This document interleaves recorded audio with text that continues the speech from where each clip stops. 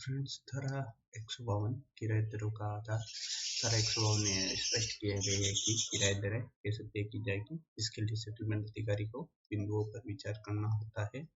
सबसे पहले पिछले 20 वर्षों के दौरान वसूले गए नियम किराए करों को देखा जाता है, परंतु उन वर्षों को छोड़ दिया जाता है जहाँ राज्य सरकार अधिसूचना के माध्यम से अमान्य घोषित की, जैसे कि बाढ़ या महंगाई के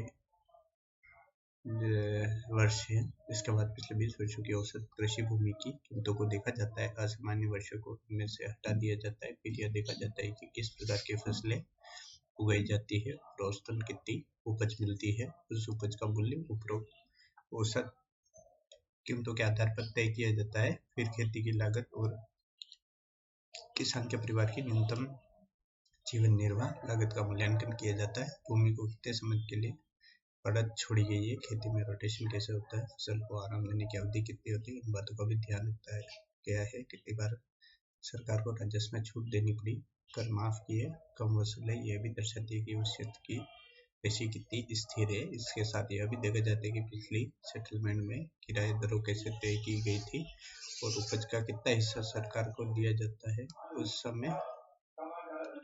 इसके साथ यह भी देखा जाता है कि पिछले सेटलमेंट में किराए दरों को कैसे तय की थी, उपज का कितना हिस्सा सरकार को दिया गया था, उस समय क्या दाम चल रहे थे, यदि आसपास के क्षेत्रों में समान मिट्टी के लिए कुछ दरें पहले से लागू है, उसकी तुलना भी की जाती है। उपरोक्त सभी बातों का आधार पर सेटलमेंट अधिकारी किराए दर तय करता है, जो उपज मूल्य का अधिकतम 1/6 हिस्सा होता है, जिससे कि क्षेत्र में आमतौर पर लागू होता है।